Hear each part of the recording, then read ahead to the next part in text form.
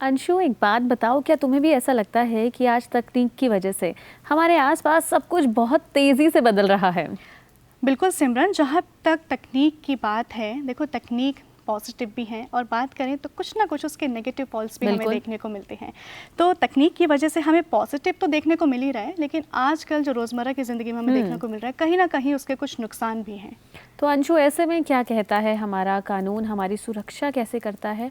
और साथ ही ये भी जानना ज़रूरी है कि किस तरह से ऑनलाइन दुनिया में हम अपने आप को सुरक्षित रख सकते हैं। बिल्कुल, और ऑनलाइन वर्ल्ड में आईटी लॉज में आप अपने आप को कैसे सुरक्षित रख सकते हैं, इसी पर अपनी जानकारी साझा करने के लिए हमारे साथ जुड़ रही हैं advocate Karuna Nandi, supreme court of India से। और वहीं उनके साथ एडवोकेट अमनप्रीत सिंह, एडवोकेट ईशान कार्की और लॉ स्टूडेंट शिवांशी मित्रा ने उनसे कई सवाल भी पूछे हैं। मैम, इंडियन आईटी एक्ट का स्कोप क्या है और वो कहाँ कहाँ लागू होता है? जैसा आपको मालूम है, इंडियन आईटी एक्ट 2000 में आया था, और जब आया था 2000 में, तब वो कमर्शियल लेन देन को रेगुलेट करता था। कमर्शियल लेन देन, इंटरनेट पे कमर्शियल लेन देन को कवर करने के लिए ये कानून बनाया था। लेकिन फिर अमेंडमेंट्स हुए, कानून को बदला गया धीरे धीरे, और कई प्रावधान लाए गए उसमें। लेकिन काफ़ी सारे मुद्दे कवर होते हैं। जैसे आप मान लीजिए कि डेटा प्रोटेक्शन। डेटा प्रोटेक्शन का मतलब क्या है, आपका डेटा क्या है और ये महत्वपूर्ण चीज़ क्यों है। आपका डेटा इंक्लूड करता है, आपका हेल्थ डेटा भी इंक्लूड कर सकता है। ज़िंदगी आजकल ऑनलाइन है काफ़ी हद तक, तो हमारा डेटा प्रोटेक्शन जो है वो बहुत ही ज़रूरी है। डेटा प्रोटेक्शन की जब बात करें तो बहुत ही पतला सा लेयर है of protection in the IT act. और अगर कुछ आप डेटा भेज रहे हों और आपने मान लीजिए सिग्नल या आपने टेलीग्राम यूज़ किया है, या तो आपने व्हाट्सएप भी यूज़ किया है, तो फिर इंक्रिप्शन इन प्लेटफॉर्म्स पे वो डेटा ये प्लेटफॉर्म्स भी नहीं देख सकती। हैकिंग को क्राइम बनाया गया है। हैकिंग क्या चीज़ होती है कि अगर कोई और कहीं और बैठ के अगर आपके कंप्यूटर सिस्टम में ज़बरदस्ती आना चाहे, जैसे आपके घर में घर का दरवाज़ा तोड़ के अगर कोई आ जाए, वैसे ही आपका कंप्यूटर या आपका मोबाइल फ़ोन, जो आज की तारीख पे सबके घर में होता है, सबके हाथ में होता है, वो भी आपके घर जैसा ही तो है ना।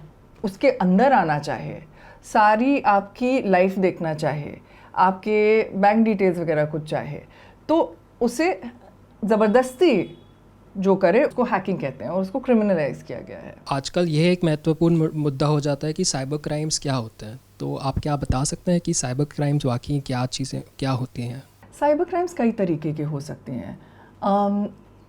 लोगों को कभी कभी लगता है कि सिर्फ आईटी एक्ट में ही साइबर क्राइम्स होंगे, लेकिन ये सही नहीं है। आईटी एक्ट के तहत हैकिंग की हमने बात की, सेक्शन 67 के तहत और सेक्शन 67A के तहत, और ये प्रावधान याद रखने बहुत ज़रूरी हैं। या तो अगर कोई मतलब कुछ सेक्सुअल, कोई बहुत ज़्यादा बेहुदा या ऑब्सीन मैसेजेस भेजे तो ये ऑनलाइन क्राइम होगा, और ये याद रखना ज़रूरी है क्योंकि कुछ सिचुएशंस में ये नॉन बेलेबल होते हैं। मैम, आजकल सबके हाथों में फ़ोन है, बड़े बड़े से शहरों में से लेके छोटे छोटे गांव तक सबके पास फ़ोन है। जैसा कि आपने कहा था कि इन कानून की शुरुआत एक कमर्शियल नज़रिए से हुई थी, लेकिन आज के दिन में कानून में क्या क्या परिवर्तन आए हैं आम नागरिक के हित देखते हुए?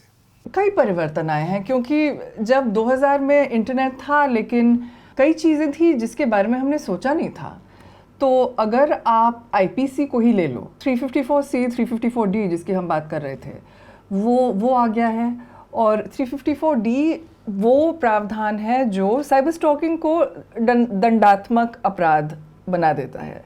तो जो लोग ग्रास रूट एरिया से आते हैं, छोटे छोटे गांव से आते हैं, उनके लिए आईटी एक्ट में कौन से प्रावधान हैं?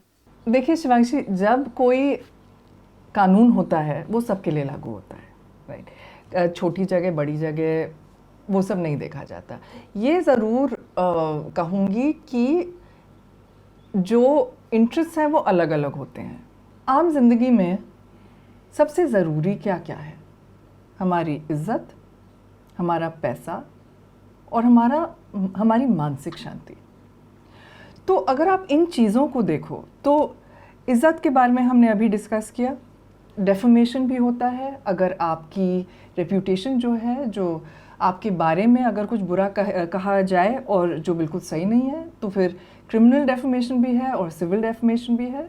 दूसरा, जब पैसे की बात कही जाए तो क्रिमिनल प्रोविजंस हैं, fraud etcetera, criminal breach of trust, वो सब जो आईपीसी के जो प्रावधान हैं वो यहाँ पे भी वो इंटरनेट पे भी लागू होते हैं। लेकिन फिर आपको साइबर सेल तक जाना पड़ेगा। अगर आपकी चोरी जो है वो इंटरनेट पे हुई तो फिर साइबर सेल तक जाना पड़ेगा।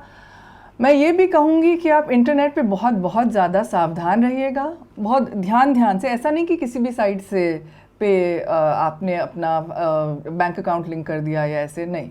ज़्यादातर बैंक्स काफ़ी सेफ होते हैं इन द सेंस ऑफ अगर आपने नेट बैंकिंग के तहत आपने अगर पैसा दिया तो फिर वो ज़्यादा सेफ होता है। कोविड के दौरान हमारे बच्चों के हाथों में हमने खुद ही फ़ोन और कंप्यूटर दिए थे, जो आज के दिन में वापस लेना मुश्किल हो गया है। तो क्या हमारे इंडियन आईटी लॉज में उनकी सुरक्षा के लिए भी प्रावधान दिए गए हैं? यहाँ दो इश्यूज़ हैं। पहली बात तो इंटरनेट और फ़ोन एडिक्शन जो है ये बहुत रियल चीज़ है, और हाँ हमने हाथ में हम अपने बच्चों के हाथ में थमाया था, लेकिन उसको जिस तरीके से यूज़ करना है उसकी भी तालीम हमें ही देनी पड़ेगी।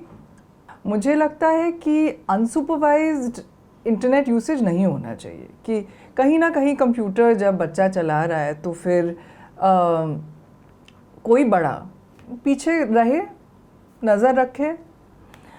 एक ग्रूमिंग चीज़ होती है कि और सिर्फ लड़कियों के साथ नहीं, लड़कों के साथ भी होती है। ये याद करना बहुत ज़रूरी है कि छोटे लड़कों के ख़िलाफ़ भी सेक्सुअल अब्यूज़ हो सकता है और होता भी है, बहुत स्केल तक होता है। हमारा कानून जो है पॉक्सो, इसको क्रिमिनल, इसको दंडनीय अपराध बनाता है। सोलिसिटिंग सेक्सुअल फेवर्स मान लीजिए, या तो सेक्शन 11 जो है सेक्सुअल हैरेसमेंट, बच्चों का सेक्सुअल हैरेसमेंट। लेकिन ये भी याद रखना ज़रूरी है, ये सेक्सुअल हैरेसमेंट कैसे होता है, कभी पोर्नोग्राफिक मटेरियल दिखा दिया। इसीलिए याद रखना ज़रूरी है कि 67A आईटी एक्ट का नॉन बेलेबल प्रावधान है, और ये नॉन बेलेबल प्रावधान तब आता है जब कोई ऑब्सीन कंटेंट किसी ने आपके बच्चे को भेजा, या तो किसी भी महिला को, किसी को भी जब अगर भेजा, तो फिर ये प्रावधान लाया जा सकता है और पुलिस को अरेस्ट करना पड़ेगा। पुलिस के हाथ में नहीं है कि वो प्रिलिमिनरी इंक्वायरी करे या तो सोचे मैं अरेस्ट करूँ ना करूँ, उसको पुलिस को अरेस्ट करना पड़ेगा और 24 घंटे में कोर्ट के आगे पेश करना पड़ेगा अक्यूज्ड को, और फिर कोर्ट डिसाइड करेगी बेल देना है नहीं देना है, पुलिस को पूछताछ करनी है, और अगर बेल दिया भी जाए तो किस कंडीशंस पे दी जाए। एक आम आदमी कैसे बता सकता है कि एक नकली और एक असली वेबसाइट में अंतर क्या है? अगर आप पढ़े लिखे हैं तो आप इस तरीके से देख सकते हैं कि स्पेलिंग मिस्टेक्स हैं कि नहीं, क्योंकि जो कंपनीज आपको या बैंक्स आपको मैसेजेस भेज रहे हैं उनमें स्पेलिंग मिस्टेक्स नहीं होंगी। ये याद रखना बहुत ज़रूरी है। अगर आप पढ़े लिखे नहीं हैं फिर भी आपको सुरक्षित रखने के लिए सिर्फ आप पर ही आपको ही जिम्मेदारी, खुद की ही जिम्मेदारी नहीं है। इसीलिए ये जो हम रेगुलेशन की बात कर रहे थे, ये नियम की जो बात कर रहे थे TCCPR की, ये जिम्मेदारी टेलीकॉम्स को सौंपी गई है, और टेलीकॉम्स को और ट्राई को, जो टेलीकॉम रेगुलेटरी जो सरकार का ऑर्गेनाइजेशन है, और ये काम कर रहे हैं। अगर कोई आपको लालच देता है, जैसे मान लीजिए कोई आपके पास कोई मैसेज आया, या तो आपको बहुत सारा पैसा मिलेगा, आप अपना बैंक अकाउंट नंबर भेज दीजिए और अपना ये पासवर्ड भेज दीजिए। अब सोच समझ के कदम बढ़ाने चाहिए। अगर वो, जैसे इंग्लिश में कहते हैं, if it's too good to be true it usually is, कि अगर लगे कि अगर आपको लगे कि कोई इतनी अच्छी बात हो रही है कि लगता ही नहीं है कि सच हो सकती है, तो सावधानी से अगर आप काम लें और इंटरनेट को औजार की तरह यूज़ करें, इंटरनेट को आप अपना बनाएं, ऐसा नहीं कि आप इंटरनेट के हो जाएं। इसी तरीके से आप चलें तो बहुत कुछ हो सकता है। अगर कोई किसी महिला या लड़की को स्टॉक कर रहा हो या उसके पीछे पड़ा हो, तो क्या उन्हें अरेस्ट किया जा सकता है? स्टॉकिंग जो है या किसी का नाजायज़ पीछा करना, या तो फिज़िकली रियल लाइफ में जैसे लोग लड़कियों का पीछा करते हैं, महिलाओं का पीछा करते हैं, या तो ऑनलाइन बार बार मैसेजेस भेजना, चाहे किसी ने ना भी बोल दी हो आपको। ये है कॉग्निजेबल है और अरेस्ट हो सकती है, लेकिन किसी को रोका नहीं जा सकता, नॉन बेलेबल है। तो इसीलिए लेकिन दूसरे ऑफेंस पर एक बार आप कन्विक्ट हो गए, ऐसा नहीं कि दोबारा आपने पीछा किया, बार बार पीछा किया, कोई फिर पुलिस स्टेशन गया एफआईआर दर्ज करने, उसके बाद कन्विक्शन हुआ, अपराधी ठहराया गया जो पीछा कर रहा था, उसके बाद अगर किसी ने फिर से किया तो फिर ये नॉन बेलेबल है। जैसे आप कह रहे थे कि इंटरनेट एक ख़तरनाक चीज़ हो सकती है, अगर आप जैसे मान लीजिए उसका नशा एक तरीके से चढ़ जाए, तो उसका सबसे अच्छा क्या तरीका होता है इंटरनेट का इस्तेमाल करना किसी आम आदमी के लिए? इंटरनेट एक पूरी दुनिया है। पहले हमारी सिर्फ फिज़िकल दुनिया थी, अब हमारी पूरी साइबर दुनिया हो गई है। तो हमारी साइबर दुनिया में हमारा काम होता है, हमारा एंटरटेनमेंट होता है, हमें नए नए दोस्त मिलते हैं, हमारे फाइनेंशियल ट्रांजैक्शंस होते हैं, हमारी शॉपिंग होती है।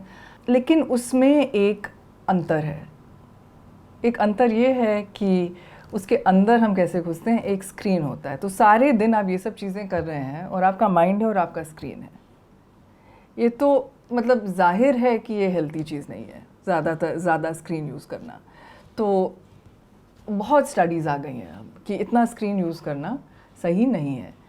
तो ख़ुद को थोड़ा रेगुलेट करना, जिस तरीके से यूज़ करें वो बहुत ज़रूरी है। अगर ऐसी नौबत आ जाए कि आपकी जो वल्नरेबिलिटीज़ हैं, किसी ने फ़ायदा उठाया, किसी ने आपके पैसे चोरी किए, किसी ने आपकी इज़्ज़त उछाली, किसी ने आपके मानसिक संतुलन को बिगाड़ा, तो फिर कानून आपके पास है।